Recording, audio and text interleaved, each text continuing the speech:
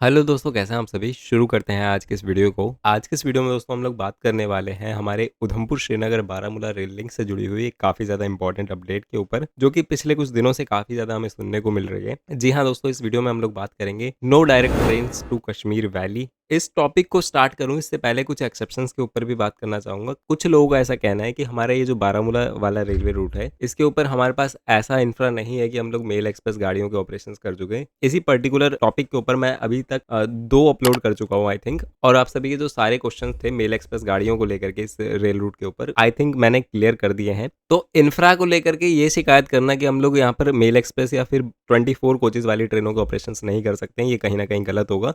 Examples के साथ मैं आप सभी को समझा चुका हूँ कि एक प्लेटफॉर्म की कितनी लेंथ है यहाँ पर और एक ट्रेन की कितनी लेंथ है। जैसा कि मैंने आप सभी को पहले ही समझा दिया कि हम लोग लॉन्ग हॉल ट्रेनों के ऑपरेशंस कर सकते हैं, लेकिन लेकिन कुछ लिमिट में रहकर। लिमिट क्या?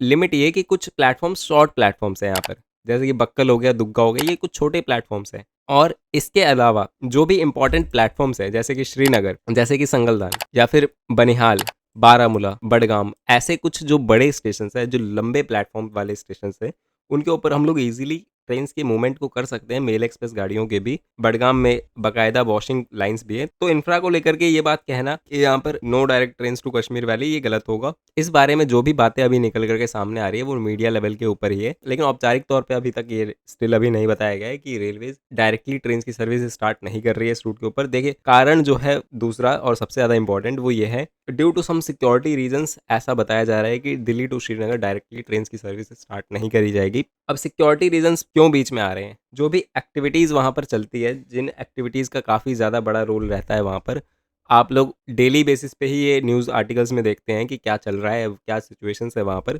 तो इन्हीं कुछ रीज़न्स की वजह से रेलवेज़ अभी नहीं चाह रही कि ट्रेन्स की सर्विस को डायरेक्टली वहाँ तक स्टार्ट करा जाए। किसी भी सबोटैज की न्यूज़ हमें सुनने को मिल सकती है, क्योंकि ट्रेन्स पंजाब होकर के गुजरती हैं, ट्रेन्स बीच में कई सारे स्टेशंस पर होकर के गुजरती है। इस वजह से डायरेक्टली श्रीनगर या फिर बारामूला तक ट्रेन की सर्विस को स्टार्ट कर देना एक सिक्योरिटी कंसर्न हो सकता है। जो ट्रेन दिल्ली से श्रीनगर डायरेक्टली जाएगी, मान लेते हैं, तो बीच में ट्रेन्स कई सारे स्टेशंस पर होकर के गुजरती है, और इसी दौरान कोई भी सबोटैच या फिर कोई ऐसी न्यूज़ हमें सुनने को मिल सकती है जो कि यूएसबीआरएल को सीधे तौर पे इफेक्ट करे। इसी वजह से अभी फिलहाल इंडियन रेलवेज ऐसा नहीं चाह रही कि डायरेक्टली ट्रेन की सर्विस स्टार्ट हो। इसके पीछे यही सबसे बड़ा कारण है, और इन्हीं सेफ्टी कंसर्न्स की वजह से अभी फिलहाल इंडियन रेलवेज इस रूट के ऊपर डायरेक्टली ट्रेन की सर्विस स्टार्ट नहीं करने वाली है। लेकिन सबसे बड़ा सवाल यहाँ पर यह आता है कि अगर इंडियन रेलवेज ट्रेन की डायरेक्टली सर्विस स्टार्ट नहीं कर रही है तो इन सभी लिस्ट का क्या मतलब बनता है। जी हाँ दोस्तों, मैं बात कर रहा हूँ यहाँ पर कुछ ऐसे न्यूज़ आर्टिकल्स की जिसमें हमें कई सारी ट्रेनों के बारे में जानने को मिला था, जो कि अप टू श्रीनगर तक, और साथ ही साथ कुछ नई ट्रेनें भी इंट्रोड्यूस करी जा रही थी जो कि श्रीनगर पे टर्मिनेट होने वाली थी।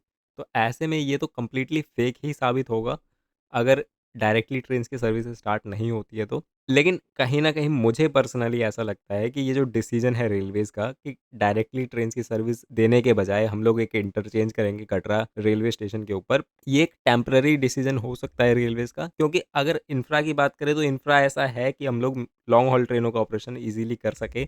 हमारे इंडियन रेलवेज़ के अंदर कई सारे ऐसे रूट्स भी हैं जिस पे सिंगल लाइन का सेक्शन है, और फिर भी सिंगल लाइन होते हुए भी वहाँ पर लॉन्ग हॉल ट्रेनें ऑपरेट करी जा रही हैं। ऐसे कई सारे रूट है। ये कह देना कि इंफ्रा नहीं है वहाँ पर ऐसी लंबी ट्रेनों को हैंडल करने के लिए, तो ये गलत होगा कहीं न कहीं। तो मुझे ऐसा पर्सनली लगता है कि ये रेलवेज़ का एक टेम्परेरी डिसीजन है कि रेलवेज़ डायरेक्टली ट्रेनों की सर्विस देने के बजाय एक इंटरचेंज यहाँ पर बना रही है कटरा रेलवे स्टेशन को। ये एक टेम्परेरी डिसीजन हो सकता है। आने वाले टाइम के अंदर हमें सभी ट्रेनें एक्सटेंड होती हुई नज़र आएगी श्रीनगर तक, जो कि बताई गई थी। इसको लेकर के आपके अपने जो भी पर्सनल थॉट्स हैं वो आप लोग कमेंट सेक्शन में बता सकते हैं। आज के इस वीडियो में इतना ही। मिलते हैं आप लोगों से किसी नेक्स्ट वीडियो में।